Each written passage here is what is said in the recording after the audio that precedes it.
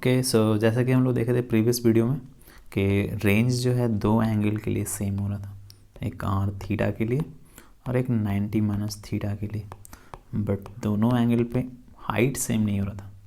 तो वही दोनों हाइट के बीच में हम लोग रिलेशन फाइंड आउट करना चाह रहे हैं, बेसिकली हाइट और रेंज के बीच में ऐसा। तो पहला एक हम लोग के पास प्रोजेक्टाइल है एम बाई एक्स, और ये जो प्रोजेक्टाइल है कुछ थीटा एंगल पे प्रोजेक्ट किया गया था, इसके लिए कुछ हाइट ऐसा होगा और रेंज कुछ ऐसा होगा। और एक है जो 90 माइनस थीटा पे प्रोजेक्ट किया गया, तो उसके लिए हाइट कुछ ऐसा होगा बट रेंज दोनों का सेम होगा। ये थीटा है, ये भी v0 वेलोसिटी से और ये भी v0 वेलोसिटी से, बट ये है जो 90 माइनस थीटा। तो इसके लिए जो हाइट है इसको हम लोग h1 बोल रहे हैं, और इसका जो हाइट है ये बेसिकली एक ही लाइन में होगा, मैं अलग अलग रिप्रेजेंट सिर्फ किया हूँ दिखने के लिए अच्छे से। तो h1 h2 और ये रेंज है जो दोनों के लिए सेम हो रहा था ऐसा। अब हम लोग फाइंड आउट करने जा रहे हैं कि h1 h2 और रेंज में क्या रिलेशन होगा। सिंपल, अगर h1 देखें तो क्या हो सकता है, v0 square sine square theta by 2g equation 1। और h2 क्या होगा, h2 है जो 90 माइनस थीटा के लिए, तो ये v0 square sine square 90 minus theta by 2g। और अगर इसको हम लोग थोड़ा सा सोल्व करें तो h2 ही हो जाएगा v0 square cos square theta, क्योंकि 90 minus theta sine 90 minus theta cos theta होता, तो ये इक्वेशन 2 हो जाएगा, राइट। और रेंज क्या हो रहा था, like v0 square 2 into sine theta into cos theta by G. इसको मैं साइन थीटा को ब्रेक करके लिखा हूँ, क्योंकि अल्टीमेटली हम लोग को डिवाइडिंग करना पड़ेगा, तो इसलिए कैंसिल आउट करने में आसानी हो, दैट्स वाई मैं ऐसा लिखा। तो पहला चीज़ हम लोग के पास क्या आ गया, h1 आ गया, फिर h2 आ गया एंड रेंज। अब देखो कि तीनों को आपस में रिलेट कैसे कर सकते हैं। पहला चीज़ तो ये कि अगर हम लोग ये कर लें कि h1 और h2 को पहले डिवाइड आउट कर लें, तो ये तो ऑलरेडी दिख रहा है कि दोनों के बीच में रिलेशन क्या आ जाएगा, h1 by h2 is equals to tan square theta, क्योंकि बाकी सब कैंसिल हो जाएगा। तो हम लोग पहले करते हैं इक्वेशन 1 और 2 को डिवाइड करते हैं, तो ये क्या आ जाएगा, h1 by h2 is equals to v0, ये पूरा का पूरा कैंसिल आउट हो जाएगा, v0 स्क्वायर अपॉन 2g, और ये v0 स्क्वायर अपॉन 2g बचेगा क्या, साइन स्क्वायर थीटा और इधर कॉस स्क्वायर थीटा। तो सिंपल हम लोग लिख सकते हैं ऐसा tan स्क्वायर थीटा। ये हो गया h1 और h2 के बीच में रिलेशन, राइट।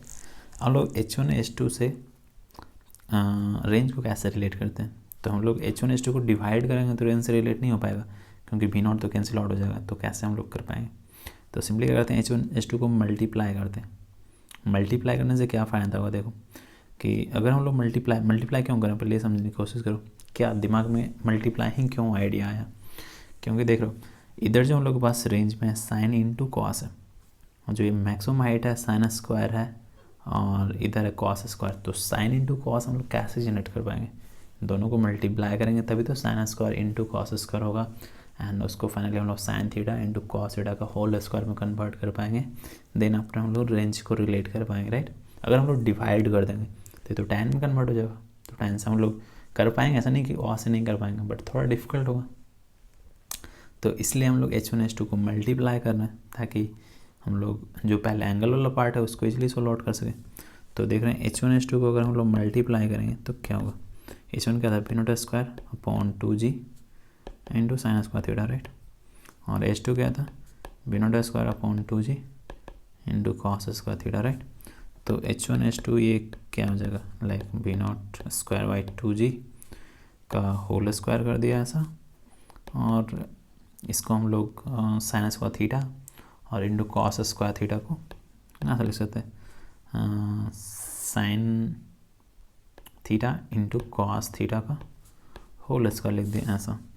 और इसको अगर हम लोग सोल्व करें तो क्या आ जाएगा, v0 स्क्वायर बाई 2g, इसको ऐसे ना देते इसका होल स्क्वायर, और इसको हम लिख सकते हैं क्या, साइन 2 थीटा बाई 2, क्योंकि 2 into sine theta into cos theta sine theta होता है, तो बाई 2 कर देंगे तो ऐसा हो जाएगा, ये कुछ ऐसा स्क्वायर आ जाएगा। और अगर हम लोग इसको सोल्व आउट करें v0 स्क्वायर बाई 2g का और इंटू ऐसा साइन 2 थीटा बाई 2, तो ये पूरा का होल स्क्वायर नहीं आ जाएगा, ये h1 h2 इक्वल्स टू, क्योंकि दोनों टर्म का स्क्वायर है तो हम लोग स्क्वायरिंग कर दें। हम लोग स्क्वायर रूट ले लेते हैं दोनों तरफ, तो ये आ जाएगा कितना h1/h2 और इधर बचेगा v not square by 2g और इंटू साइन 2θ/2। अगर इसको सॉल्व आउट करें तो क्या हो जाएगा v not square sine 2θ/4g। और अगर हम लोग इतना का देख रहे हैं फॉर्मूला ये v not square sine 2θ/g, तो ये रेंज है। तो ये कुछ हम लोग ऐसा कर सकते हैं कि √h1h2 is equal to range upon 4। तो रेंज बराबर क्या आ जाएगा 4 टाइम्स √h1h2, ऐसा कुछ। यही रिलेशन इस्टेब्लिश हो गया किसके लिए, थीटा एंड 90 माइनस थीटा के लिए। थीटा के लिए क्या h1 है, 90 माइनस थीटा के लिए क्या h2 है, और दोनों के लिए रेंज तो बेसिकली सेम ही होगा। तो इस तरीके से हम लोग के पास रिलेशन आ गया h1h2 एंड रेंज के बीच में। इसको एक बार मैं फिर से रिकैप कर देता हूँ क्योंकि काफ़ी लंबा थोड़ा। जो हम लोग प्रीवियस वीडियो में डिस्कशन किए थे कि रेंज जो होता कम्प्लीमेंट्री एंगल के लिए इक्वल होता, मीनिंग ये कि रेंज फॉर थीटा और रेंज फॉर 90 माइनस थीटा दोनों इक्वल होगा, क्योंकि साइन 2θ आपस में इक्वल हो जा रहा था दोनों एंगल के लिए। तो वैसा बट मैक्सिमम हाइट है जो डिफरेंट हो रहा था। तो हम लोग दो प्रोजेक्टाइल ऐसा दो अलग अलग एंगल पे, बट दोनों कम्प्लीमेंट्री है। तो एक थीटा पे प्रोजेक्ट किए तो मैक्सिमम हाइट h1 आया, and then after 90 minus theta पे प्रोजेक्ट किए तो उसमें के लिए हाइट h2 आया, बट दोनों के लिए रेंज सेम है। तो हम लोग पहले क्या कर दिए, h1 का इक्वेशन लिख दिया, देन आफ्टर h2 का, देन आफ्टर रेंज का।